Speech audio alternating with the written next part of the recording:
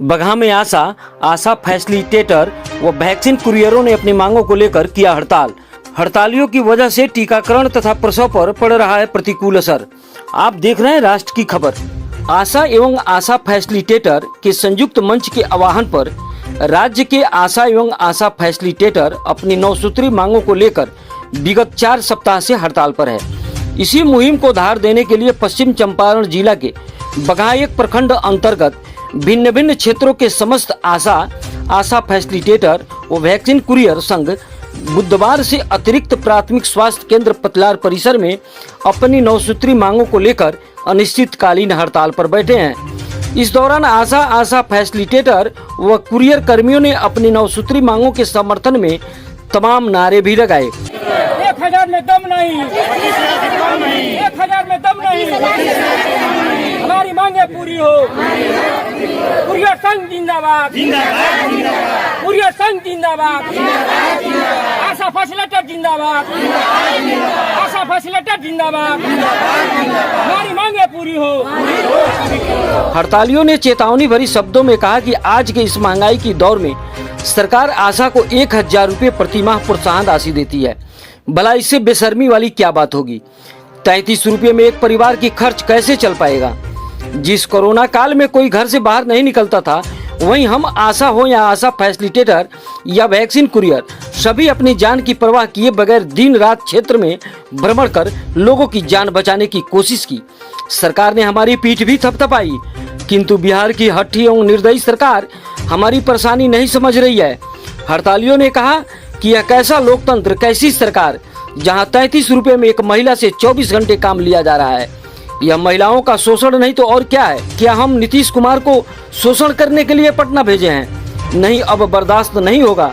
सरकार को हमारी मांगे माननी होगी, अन्यथा की स्थिति में हम बाध्य होकर उग्र प्रदर्शन करने को मजबूर हो जाएंगे और उसकी सारी जवाबदेही सरकार की होगी। गौरतलब हो, इस हड़ताल से स्वास्थ्य विभाग पर बुरा प्रभाव पड़ रहा है। कारण ग्रामीण क्षेत्रों से आशा ही महिलाओं और बच्चों को घर घर से बुलाकर टीकाकरण केंद्र पर लाती है और उन्हें टीका लगवाती है। ऐसे में टीकाकरण हो या प्रसव फिलहाल हड़ताल की वजह से प्रभावित हो रही है। किस लिए आप लोग धरना प्रदर्शन पर बैठी हैं? हम लोग अपने मांग रहे हैं। 1000 का ही मिल रहा है, तनख्वाह मिल रहा है। 1000 से हम लोग का काम नहीं चल रहा है। हम लोग को 1000 को हटा करके 25,000 कर दिया जाए। कि कुरियर भाइयों को अस्थायी कर्मचारी का दर्जा दिया जाए और दूसरा मांग है कि 25,000 रुपया का मानदेय फिक्स किया जाए और तीसरा मांग है कि कुरियर संघ का बीमा किया जाए। यही सब मांग है हमारी। 90 रुपये से हम लोग का काम थोड़े चलेगा। मान लीजिए एक परिवार का 90 रुपया एक बक्सा पर हम लोग का जीवन नहीं हो रहा है। क्या 90 रुपया क्या मिलता है आपको? एक बक्से पे 90 रुपया मिलता है HSC से सेंटर पर ले जाने के लिए। एक दिन का 90 रुपया, मात्र 90 रुपया। 90 रुपये में इस समय कौन इंसान काम करेगा?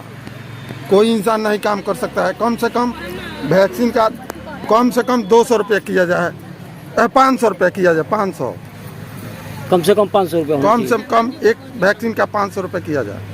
हमारी मांगे है कि कम से कम मान प्रतिष्ठा मिले, सही समय पर सही ड्यूटी, सही तरीका से सही तरीका से जॉब किया जाए। 24 मिनट का ड्यूटी होता है, जब चाहे तब काम के लिए बुला लो, जब चाहे तब काम करना है। ये बताइए कि जो पर दिन के 100 रुपये पर कोई काम करता है इतना महंगाई में? बाल बच्चा है कि नहीं? हमारा मैसेज आप लोग कृपया करके सरकार तक पहुंचाइए। हमारी मांगे हैं कम से कम हॉस्पिटल में मान प्रतिष्ठा में समय से ड्यूटी ले, समय से पैसा दे, कम से कम 25,000 रुपया दे। ऐसे नौकरी थोड़ी होता है, ऐसे काम किया जाता है। कोरोना टाइम में हम लोग सब लोग हॉस्पिटल में बैठे थे, हम लोग गांव घूम के काम किए हैं। हम लोग को निकाला गया है, आशा बहू को निकाल के लेकर रोड पर रख दिया गया है। ऐसे होता है? ऐसे सरकार काहे नहीं सोच रहा है? सरकार तक हमारा मैसेज पहुँचाया जाए। हमको कर्मचारी का दर्जा दिया जाए, हमको इंटरेस्ट नहीं चाहिए, हमको वेतन चाहिए। हमको 1000 से पालन पोषण नहीं हो रहा है, हमको 25,000 रुपये चाहिए। हमें 20 दिन का ड्यूटी लिया जाता है, 30 दिन का ड्यूटी लिया जाता है, मगर 20 दिन का वेतन मिलता है। बताइए, इससे मेरा घर परिवार नहीं चल पा रहा है। इसीलिए हम लोग हड़ताल पर बैठे। जब तक सरकार मेरा मानदेय नहीं देगी तब तक हम लोग धरना पर बैठे रहेंगे, रोड जाम करेंगे, जो भी हो जाए हम सरकार से लड़ेंगे। लेकिन हम लोग का मांग यही है जो हमको सरकारी कर्मचारी का दर्जा दिया जाए, हमको 25,000 का सैलरी दिया जाए। हमको जब 30 दिन ड्यूटी करते हैं, हमको 30 दिन का हमको पेमेंट दिया जाए।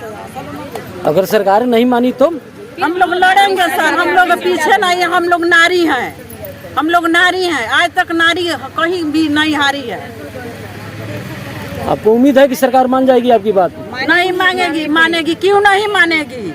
हम लोग से ड्यूटी कराती है। कोविड-19 में हम लोग उतना सारा कोई नहीं हटाई थी, कोई कर्मचारी नहीं काम करता था, तो हम लोग कहाँ कहाँ जा करके टीका दिवाते, पब्लिक को समझाते, घर में घर घर घूम कर हम लोग टीकाकरण करवाते थे। हम लोग पोलियो मुक्त करवाए हैं।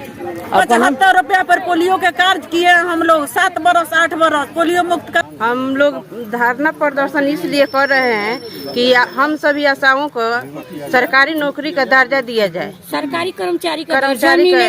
1000 से कुछ नहीं होने वाला है, कम से कम 25,000 की तनख्वाह दे, हमको कमीशन न चाहिए। रही बात कि हमारी जो काम में है, इतनी काम है, रात में जाना है, दिन में जाना है, कब क्या करना है, ये सब हम ही लोग को करना पड़ता है। हम लोग जैसा कोई कर्मचारी काम ही नहीं करते हैं, जितना हम लोग को मैंने ऊपर से दबाव दिया जा रहा है।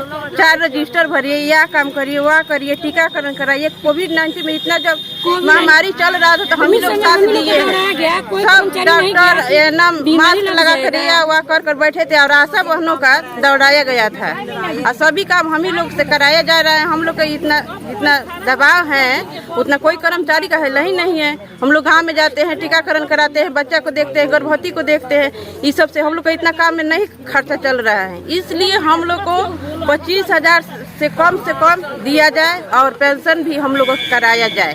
पेंशन यही सरकार से हम लोग की मांग है। जब तक नहीं मिलेगा हम तब तक कितना सूत्री मांग है आपका? कई मांग है? 9 सूत्री मांग है जी।